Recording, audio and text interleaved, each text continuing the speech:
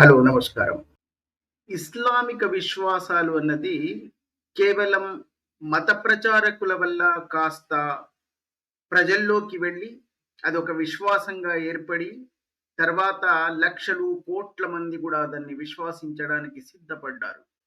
అంటే ఇది కేవలం ఒక ప్రచారం వల్ల, దానికి అనుబంధమైనటువంటి కొన్ని కథలను సృష్టించి, దానికి ఆ ప్రాంతీయ లక్షణాలను జోడించి, లేదా ప్రాంతీయ చరిత్రతో ఎక్కడైనా ఒక పోలిక కనిపించే విధంగా ఆ కథలను అల్లి, దానికి కొన్ని అద్భుతాలు, చమత్కారాలు జోడించి, అలా ప్రచారం చేసినటువంటి వాళ్ళలో ప్రధానంగా మన భారతదేశంలో, ముఖ్యంగా మన దక్షిణ భారతదేశంలో ప్రచారంలో ఉన్నటువంటి ఒక ఇస్లాంకు సంబంధించినటువంటి ఒక కథ గురించే ఈ వీడియోలో నేను ప్రస్తావించబోతున్నాను.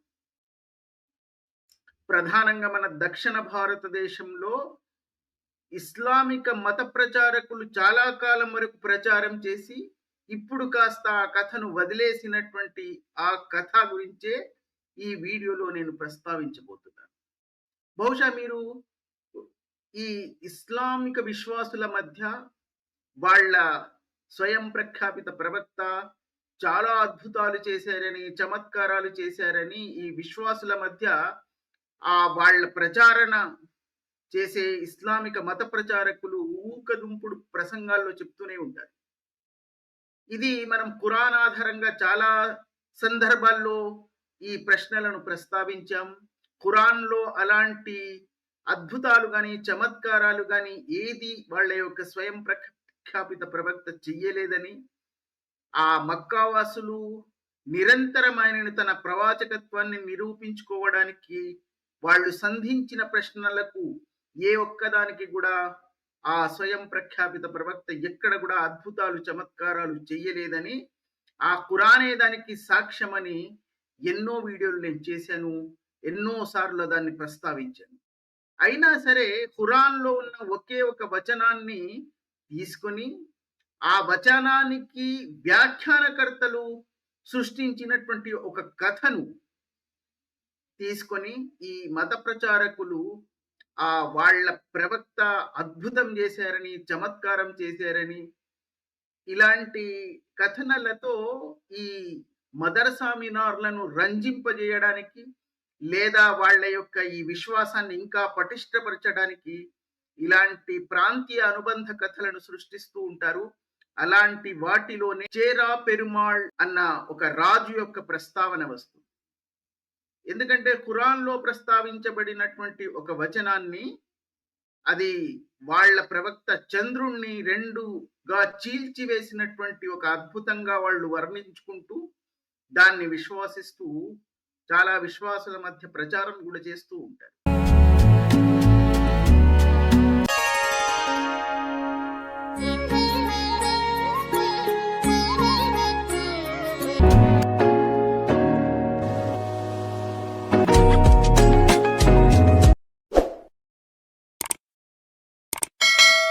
ఒక అద్భుతం గురించి, చమత్కారం గురించి అది ఎంత బలంగా ఉండాలి, ప్రపంచంలో కేవలం ఒకే తరం వాళ్ళు, లేదా అప్పుడున్నటువంటి కొంతమంది మాత్రమే అది వీక్షించినట్లయితే, వాళ్ళ మధ్యన మాత్రమే అది చూపించబడినట్లయితే, దాని యొక్క విశ్వసనీయత ఎంత అన్న ఒక తర్కంతో, యుక్తితో నేను ఒక వీడియో ఇంతకు ముందే చేశాను. బహుశా చూడనటువంటి వాళ్ళు ఆ వీడియో చూడండి. అందులో మీకు ఆ అద్భుతాలు, చమత్కారాలు ఎంత బలహీనంగా ఉంటాయో, దాన్ని సృష్టించినటువంటి ఈ కథకులు గాని, ఆ ప్రచారం చేసే ప్రచారకులు గాని ఎంత యుక్తిహీనంగా, తర్కహీనంగా వాళ్ళ ప్రచారం చేస్తూ ఉంటారో మీకు అందులో అర్థమవుతుంది. అయితే ఈ వీడియోలో నేను ఆ వైపుకు వెళ్ళకుండా చేరా పెరుమాళ్ గురించి ఉన్నటువంటి ఒక కథను మాత్రమే ఇందులో ప్రస్తావించడానికి ప్రయత్నం చేస్తాను. ముఖ్యంగా ఈ చంద్రుణ్ణి 2గా చీల్చారు అని ఏదైతే వీళ్ళు ప్రచారం చేసుకుంటున్నారో, ఖురాన్‌లో ఉన్న ఒకే ఒక వచనాన్ని వ్యాఖ్యానకర్తలు, ఆ వ్యాఖ్యానంని ఆధారం చేసుకుని రాసుకున్న హదీస్‌లు, దాన్ని ఈ విశ్వాసుల మధ్య, ముఖ్యంగా మదర్సా మినార్ల మధ్య చాలా ప్రచారం చేస్తూ వాళ్ళు వాళ్ళ యొక్క విశ్వాసాన్ని పటిష్టపరచడానికి ప్రయత్నాలు చేశారు. అందులో బహుశా చాలా మట్టుకు వాళ్ళు సాధించారని కూడా చెప్పాలి. కానీ ఒకవేళ దాన్ని మనం యుక్తిబోధంతో ఆలోచించగలిగినట్లయితే అందులో ఎంతటి బలహీనమైనటువంటి కథను, కనీసం వీళ్ళు కథలు సృష్టించడంలో కూడా వాళ్ళు ఎంత బలహీనులో, ఎంత తర్కహీనులో, వివేక శూన్యులో అది కూడా ఇందులో బోధ్యపడుతుంది. ఇప్పుడు ఈ చంద్రుణ్ణి రెండుగా చీల్చారు మా ప్రవక్త అని ఎలాగైతే ప్రచారం చేసుకుంటూ ఉంటారో, దానికి అనుబంధంగా ఈ భారతదేశంలో ఉన్నటువంటి, దక్షిణ భారతదేశంలో ఉన్నటువంటి ఈ విశ్వాసులను వాళ్ళ విశ్వాసం ఇంకా పటిష్టపరచడానికి సృష్టించబడినటువంటి ఒక ప్రాంతీయ కథ ఇది. ఏమిటి? ఆ రెండుగా చీల్చినప్పుడు, చంద్రుణ్ణి రెండుగా చీల్చినప్పుడు ఆ దృశ్యాన్ని ప్రపంచంలో ఎవ్వరూ చూడలేదు, ఎవ్వరికీ కనిపించలేదు. ఇంత విశాలమైనటువంటి ప్రపంచంలో కేవలం భారతదేశంలోని కేరళ అనే ఒక చిన్న ప్రాంతంలో, అక్కడ అప్పట్లో పరిపాలిస్తున్న అని వాళ్ళు విశ్వాసిస్తున్న ఈ చేరా పెరుమాళ్ అనే రాజు అది చూశారని, దాన్ని ఆ అద్భుతాన్ని, చమత్కారాన్ని ఆయన వీక్షించారని, దాని తర్వాత ఆయన మక్కాకు వెళ్ళి ప్రవక్త ముహమ్మద్ ముందు ఇస్లాంను స్వీకరించారని ఒక కట్టు కథల్ని ఈ విశ్వాసుల మధ్య ప్రచారం చేస్తారు, చేస్తూ ఉన్నారు ఇప్పటికీ కూడా. ఈ చేరా పెరుమాళ్ యొక్క ఒకవేళ చరిత్ర మనం చూసినట్లయితే, ఈ చేరా పెరుమాళ్ అన్నది అసలు ఒక రాజవంశానికి చెందినటువంటి నామం.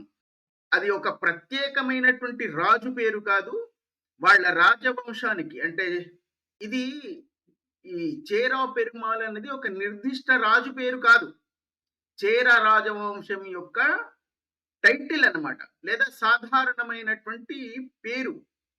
చేర వంశాన్ని సూచిస్తుంది అది. అంటే గొప్ప లార్డ్ అని, మహాప్రభు అని ఇలాంటి అర్థాలు ఉంటుంది.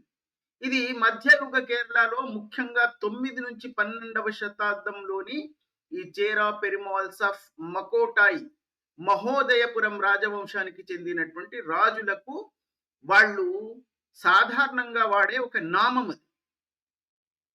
అది వాళ్లకు తెలియదు. వాళ్ళు ఒక రాజు పేరు అని, చేరా పెరుమాళ్ అనేది ఒక రాజు పేరు అని వాళ్ళు భావిస్తూ ఉంటారు. అలాంటి ఒక రాజు కూడా ఇక్కడ లేరని వాళ్ళకి తెలియదు. అది కేవలం ఒక రాజవంశానికి చెందినటువంటి పేరు. ఎందుకంటే ఫిరౌన్ అన్న పేరును కూడా ఈ ఖురాన్ ప్రస్తావించింది. దాన్ని కూడా వాళ్ళు ఒక వ్యక్తిగా మాత్రమే విశ్వసిస్తూ ఉంటారు. ఫిరౌన్ అన్నది ఒక వ్యక్తి, ఆ రాజు యొక్క పేరు కాదని, ఆ రాజవంశానికి చెందినటువంటి వాళ్లకు ఉపయోగించిన పేరన్నది ఇప్పుడున్నటువంటి ఆధునిక కాలంలో వీళ్ళు కాస్త అర్థం చేసుకుని ఇప్పుడు ఆ ప్రస్తావనలను కాస్త తొలగించడానికి ప్రయత్నాలు చేస్తున్నారు. ఈ రాజా పెరుమాళ్ ఆ కాలంలో నిజం చెప్పాలంటే ఆయన 9వ శతాబ్దం, అంటే దాదాపుగా 840 నుంచి 1124 ఆ శతాబ్దం మధ్యలో రాజధాని మహోదయపురం, అంటే ఇప్పుడు ప్రస్తుతం ఈ కొచ్చిన్ కి సమీపంలో ఉన్నటువంటి కొడుంగల్లూర్ అనే ఒక ప్రాంతానికి మహోదయపురం అన్న నామకరణంతో ఆ రాజధానిగా అక్కడ ఆ రాజవంశం పరిపాలించింది. ఇప్పుడు ఈ కొడంగల్లూరు దగ్గరే ఇప్పుడు భారతదేశంలో మొట్టమొదటి మసీద్ నిర్మాణం జరిగింది. మొహమ్మద్ ప్రవక్త జీవించి ఉన్నప్పుడు 7వ శతాబ్దంలోనే మసీద్ నిర్మాణం జరిగిందని కూడా వీళ్ళు ప్రచారం చేస్తూ ఉంటారు. అది ఈ రాజా చర్మాన్ పెరుమాళే కట్టించారన్న మరో కథను కూడా సృష్టిస్తూ ఉంటారు. అది ఆ మసీద్ నిర్మాణం 11, 12వ శతాబ్దంలో జరిగిందని ఎన్ని పరిశోధనల ద్వారా నిరూపించినా కూడా మదర్సా మినార్లకు ఆ విశ్వాసం మాత్రమే చాలు. ఆ ఇస్లామిక మత ప్రచారకులు చెప్పే కథలే వాళ్లకు విశ్వాసం. సత్యానికి వాళ్ళు ఎప్పుడు కూడా అన్వేషించడానికో దాన్ని పరిశోధించడానికో వెళ్ళరు. వెళ్ళితే ఒకవేళ దాని వైపు వాళ్ళు వెళ్ళగలిగితే వాళ్ళను మదర్సా మినార్లని నామకరణం చేయవలసిన అవసరం ఉండదు. ఇప్పుడు ఇక్కడ చాలా ప్రశ్నలు ఉద్భవించవచ్చు ఇందులోంచి. ఇప్పుడు మక్కాలో ఎక్కడో అరబ్బు ఏడారుల్లో జరిగినటువంటి ఒక అద్భుతాన్ని ప్రపంచంలో నిజం చెప్పాలంటే అది కూడా ఒక సృష్టించబడినటువంటి కథే. అది ఖురాన్ కూడా దాన్ని నిషేధించినటువంటిదే. కానీ ఆ ఖురాన్ యొక్క ఆ వచనాన్ని పట్టుకొని ఈ వ్యాఖ్యానకర్తలు సృష్టించిన కథ. ఒకవేళ మనం ఆ చంద్రుడు చీల్చబడ్డాడు అని ఎక్కడో అరబ్ ఎడారుల్లో జరిగినటువంటి ఆ చమత్కారము, అద్భుతము ప్రపంచంలో ఎవ్వరూ చూడలేదు. కేవలం కేరళలోని ఒక రాజు మాత్రమే చూశారు. ఇది ఎవరు విశ్వసిస్తారు? కేవలం మదర్సా మినారులు తప్ప ఇలాంటివి ఎవ్వరు విశ్వసించరు. జాపాన్‌లో గాని, ఆస్ట్రేలియాలో గాని, స్విట్జర్లాండ్‌లో గాని, రష్యాలో గాని, చైనాలో గాని ఏ రాజు కూడా కనిపించినది కేవలం కేరళలో ఉన్న ఒక రాజుకు మాత్రమే కనిపించింది. ఆ రాజు కూడా 9 నుంచి 12వ శతాబ్దం మధ్యలో జీవించిన రాజు. ఇంకా పుట్టనే లేదు. అంటే పుట్టక ముందే చూసేసారన్నమాట. ఈ రాజు వీళ్ళేదైతే ఈ రాజవంశం అప్పుడు ఆ 7వ శతాబ్దంలో ఆ రాజవంశమేమీ లేదు. ఆ రాజవంశం యొక్క ప్రారంభమే 844 నుంచి ప్రారంభమైంది. అప్పటికి వాళ్ళ ప్రవక్త చనిపోయి చాలా కాలం అయిపోయింది. వందల సంవత్సరాలు అయిపోయింది. కనీసం వీళ్లకు కథలు కూడా తార్కికంగా యుక్తిబోధంతో సృష్టించడం రాదు అన్నది ఇక్కడ నిరూపితమవుతుంది. ఈ రాజులు కేరళను ఏకీకృతం చేయడంలో కీలక పాత్ర పోషించారని చరిత్ర చెబుతుంది. చివరి పెరుమాళ్ తర్వాత రాజ్యం చిన్న చిన్న రాజ్యాలుగా విభజన చెందిందని మన చరిత్ర మనకు చూపిస్తుంది. ఈ చెర్మాన్ పెరుమాళ్ నైనార్ భక్తి సాంప్రదాయంలో శైవ నైనార్లుగా వాళ్ళు ప్రసిద్ధి. సుమారు 9వ శతాబ్దం కు చెందినటువంటి వాళ్ళు. సుందరార్ నాయనార్తో కలిసి శివుని భక్తిలో పాల్గొన్నట్టుగా పెరియా పురాణంలో వర్ణించబడింది. హిస్టోరియన్స్ చరిత్రకారులు దీన్ని రామరాజశేఖర అంటే 870 నుంచి 883 సిఈతో గుర్తిస్తూ ఉంటారు చరిత్ర. 7వ శతాబ్దంలో ఈ చెరుమాన్ పెరుమాళ్ అన్న రాజవంశమే ఇంకా పుట్టలేదు. ఇంతటి బలహీనమైనటువంటి, ఇంతటి యుక్తిహీనమైనటువంటి, తర్కశూన్యమైనటువంటి కథల మీదనే వీళ్ళ యొక్క విశ్వాసం నిలబడి ఉంది. దాన్ని వాళ్ళు కేవలం ఇంత బలహీనమైనటువంటి సాంప్రదాయిక కథల ద్వారా, ప్రాంతీయ కథల ద్వారా మాత్రమే వాళ్ళు దీన్ని ప్రచారం చేసుకోగలుగుతున్నారు. ఇప్పుడు ఎవరైనా చాలా చిన్న యుక్తి ఉన్నటువంటి వాళ్ళు, చాలా చిన్న యుక్తిబోధం ఉన్నటువంటి వాళ్ళు కూడా మరి మా ప్రవక్త మక్కాలో ఎక్కడో చేసినటువంటి అద్భుతాన్ని ప్రపంచంలో కేవలం కేరళలోని ఒక రాజుకు మాత్రమే ఎలా కనిపించగలిగింది? మరి మా యొక్క ఈ సృష్టికర్త అల్లాహు కేవలం ఈ పెరుమాళ్ రాజుకు మాత్రమే ఎందుకు కనిపించే విధంగా ఆయన మీద దాయదాక్షిణ్యాలు చూపించారు అని ఎవరికైనా మస్తిష్కంలో ఇలాంటి ప్రశ్న ఉద్భవిస్తుందా? ప్రపంచంలో నలుమూలల ఎన్నో రాజవంశాలు ఉన్నాయి ఆ కాలంలో.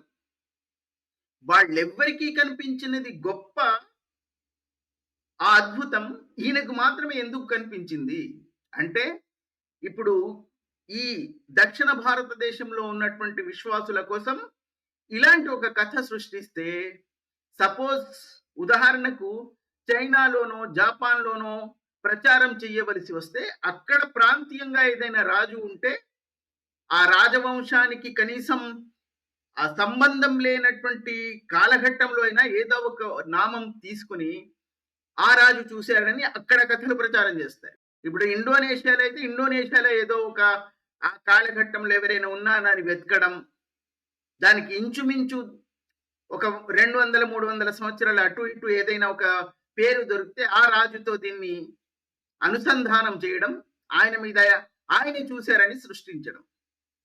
ఇది ఇప్పుడు వీళ్ళ కోసమే. ఇది ఇప్పుడు వేరే ఏదైనా సోమాలియాలోనో లేకపోతే జాపాన్లోనో వేరే ఏ ప్యారిస్లోనో వీళ్ళు ఈ కథను చెప్పరు. ఎందుకంటే అక్కడ ఎవరికి తెలుసు? కేవలం వీళ్ళను మూర్ఖుల్ని చేయడానికి సృష్టించబడినటువంటి కథ మాత్రమే ఇది. ఇలా ఉంటుంది వీళ్ళ విశ్వాసం. దీని వెనకాల వీళ్ళ విశ్వాసం ఎంత బలహీనమైనదో, వీళ్ళ ఈ మత ప్రచారకులు ఎంత బలహీనమైనటువంటి, అర్థం లేని, యుక్తిబోధం లేనటువంటి కథలను సృష్టించి వీళ్ళను ఎలా మదర్సా మినారులుగా మార్చివేశారో దీనికంటే పెద్ద ఉదాహరణ ఏమీ అవసరం లేదు. ఇది నా యుక్తిబోధంతో నేను చేసిన అన్వేషణ. మిగిలింది నేను మీ వివేకానికే వదిలేస్తున్నాను.